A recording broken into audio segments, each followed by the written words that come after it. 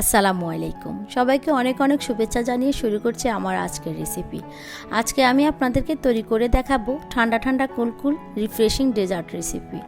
Mango এবং সাবুদানা দিয়ে তৈরি করা এই অসম্ভব মজার ডেজার্টটা কিন্তু খুব সহজে আপনারা তৈরি করে নিতে পারবেন ঘরোয়া কিছু উপকরণ দিয়ে। আশা করছি আমার আজকের রেসিপিটাও আপনাদের খুব ভালো লাগবে। ভালো লাগলে একটা লাইক করে দিবেন আর কমেন্ট করে জানাবেন রেসিপিটা কেমন লাগলো, কারণ আপনাদের একটা লাইক একটা কমেন্টস আমাকে পরবর্তী কাজে কিন্তু অনেক উৎসাহ দেয়। আর রেসিপিটি ভালো লাগলে আমার চ্যানেলটিকে অবশ্যই সাবস্ক্রাইব করে আমার পাশেই থাকবেন। তাহলে চলুন দেখে নিই কীভাবে ম্যাঙ্গো এবং সাবুদানা দিয়ে তৈরি করব এই ডেজার্টটি। প্রথমে চুলায় একটা পাত্র বসিয়ে দিয়েছি আর এখানে দিয়ে দিচ্ছি 2 কাপ লিকুইড গরুর দুধ।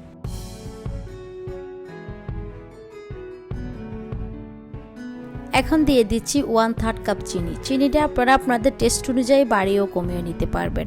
তো এখন চিনিটাকে আমি ভালো করে দুধের সাথে মিশিয়ে নিচ্ছি। দুধ আর চিনি ভালো করে মেশানো হয়ে গেলে এখন এখানে আমি 1 টেবিল চামচ কাস্টার্ড পাউডার নিয়ে নিচ্ছি আর দিয়ে দিচ্ছি 2 টেবিল চামচ ঠান্ডা দুধ।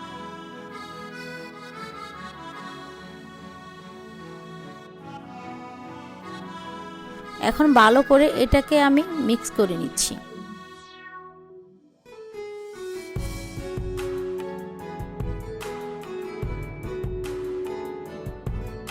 তো কাস্টার্ড পাউডারটা ভালো করে মিক্স করা হয়ে গেলে এখন আমি এটাকে দুধে ঢেলে দিচ্ছি। তো এবার এখন ভালো করে নেড়ে চেড়ে দিতে হবে আর চুলার আঁচটা একদম মিডিয়াম লোতে করে দিয়েছি। এখন ভালো করে নেড়ে চেড়ে দিয়ে আমি একটা বলক উঠে গেলে চুলা থেকে নামিয়ে নিব। এর থেকে বেশি ঘন করা যাবে না। তো এখন চুলা থেকে নামিয়ে নিচ্ছি।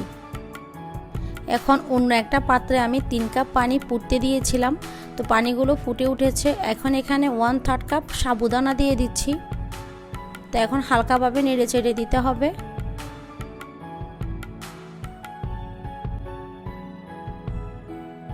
চুলার আঁচটা মিডিয়াম লোতে করে আমি 10 থেকে 12 মিনিট সাবুদানাগুলো সিদ্ধ করে নিব। তো দেখুন আমার সাবুদানা কিন্তু সিদ্ধ হয়ে গিয়েছে। এখন আমি নামিয়ে নিচ্ছি। তো এভাবে একটা চাকনিতে দিয়ে সাবুদানাগুলো পানি ঝরিয়ে নিতে হবে।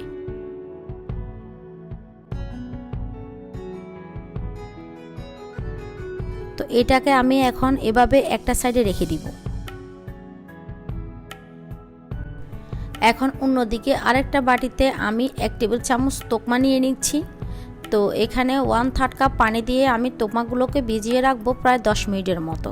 আমরা এটাকে তোকমা দানায় বলে থাকি, আমি জানি না কে কী নামে এটাকে ডাকেন। তো এখন এটাকেও আমি সাইডে রেখে দিচ্ছি। এখানে আমি একটা ব্লেন্ডারে জার নিয়ে নিয়েছি আর এখানে আমি 1 কাপের মতো আম নিয়েছি। আমগুলোকে ছোট টুকরো করে কেটে নিয়েছি। তো কাস্টার্ড পাউডার দিয়ে আমি যে দুধটা ঝাল করে রেখেছিলাম ওইটা আমি ঠান্ডা করে নিয়েছি। তো এখন আমি দুধ আর আমটাকে ব্লেন্ড করে নিব।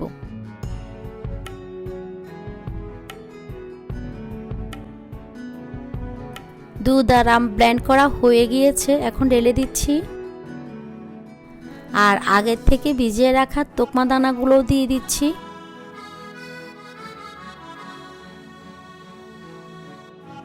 তো সাবুদানাগুলোও দিয়ে দিচ্ছি।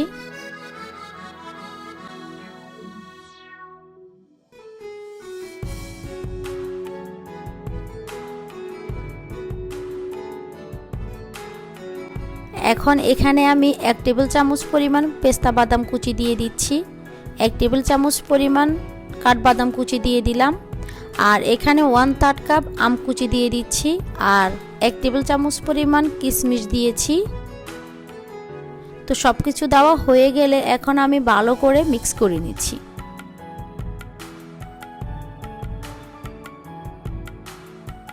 মিক্স করা হয়ে গেলে এখন উপরে আমি কিছুটা পেস্তা বাদাম কুচি, কাঠবাদাম কুচি আর আম কুচি দিয়ে সাজিয়ে নিচ্ছি।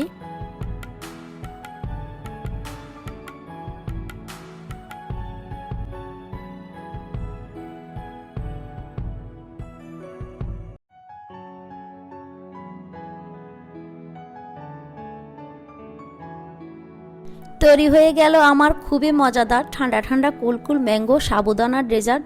গরমের মধ্যে আপনারা এই ডেজার্টটা ট্রাই করে দেখতে পারেন, খুবই মজা হয়ে থাকে খেতে, আর তৈরি করা কিন্তু খুবই সহজ, তা তো আপনারা দেখেই নিলেন। আর এই প্রচণ্ড গরমে কিন্তু এক টুকরো প্রশান্তি এনে দিবে এই ডেজার্টটা। আশা করছি আমার আজকের রেসিপিটিও আপনাদের খুব ভালো লেগেছে।